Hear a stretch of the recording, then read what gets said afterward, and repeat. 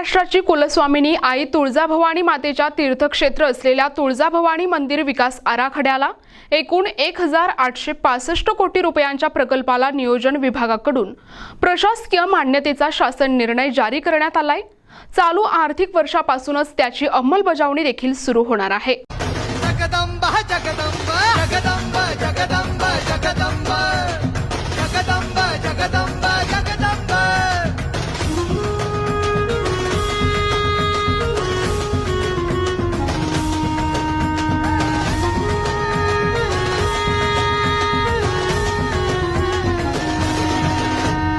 अग्निशिखा दिव्य प्रभाशिजा माता कुलदीपा शास्तुतो शिवसैषा जगदंबा जगदंबा जगदंबा जगदंबा धर्मवंत भव्य व्रता शिवशक्ती महातुळजा रामकृष्ण अवतारा जगदंबा हे जगदंबा जगदंबा जगदंबा जगदंबा जगदंबा जगदंबा जगदंबा जगदंबा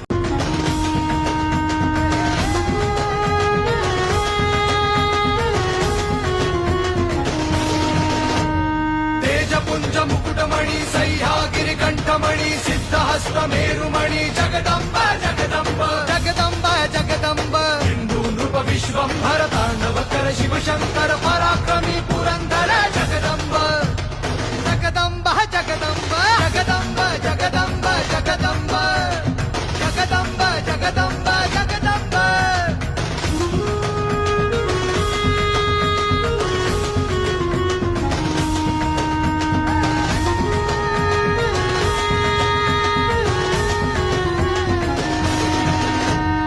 अग्निशिखा दिव्य प्रभाशिजा माता कुलदीपा शास्तुतो शिवसैषा जगदंबा जगदंबा जगदंबा जगदंबा धर्मवंत भव्य व्रता शिवशक्ती महातुळजा रामकृष्ण अवतारा जगदंबा हे जगदंबा जगदंबा जगदंबा जगदंबा जगदंबा जगदंबा जगदंबा जगदंबा धाराशिवचे जिल्हाधिकारी संनियंत्रण अधिकारी म्हणून काम पाहणार असून आराखड्यासाठी लागणाऱ्या सर्व परवानग्या काढून घेण्यासाठी जिल्हा प्रशासनाला निर्देश देण्यात आले आहेत। ऐतिहासिक वस्तूंची मूळ शैली जपत पुरातत्वीय जाण असणाऱ्या संस्थांकडून काम करून घेण्यात येणार आहे।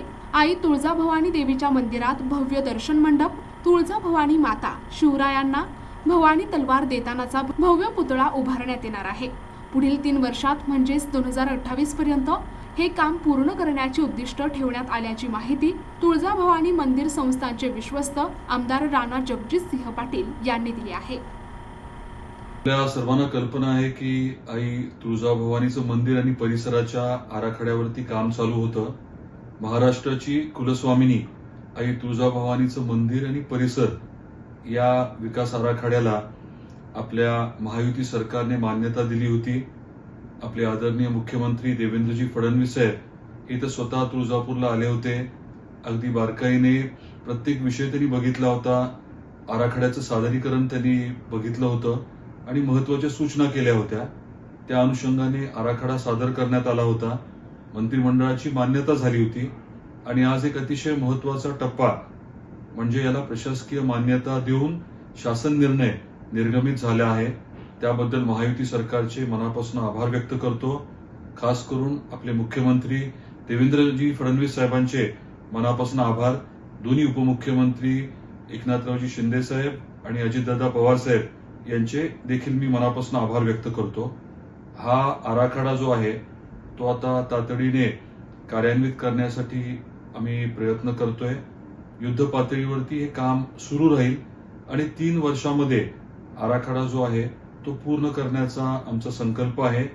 सर्वांनी यासाठी सहकार्य करावं अशी अपेक्षा आहे आणि या माध्यमातून तुळजापूरचा तर कायापालट होणारच आहे, अर्थकारणाला प्रचंड चालना मिळणार आहे।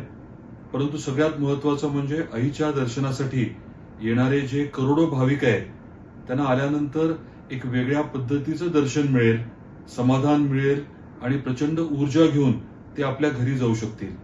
तर या पूर्ण प्रक्रियेमध्ये ज्यांनी सहकार्य केले त्यांचे पुनश्च आभार मानतो आणि आता महत्वाचं काम जे पुढे होणार आहे त्यासाठी सर्वांनी सहकार्य करावं ही विनंती करतो। जय भवानी। NTV news Marathi, Tuljapur, Dharashiv.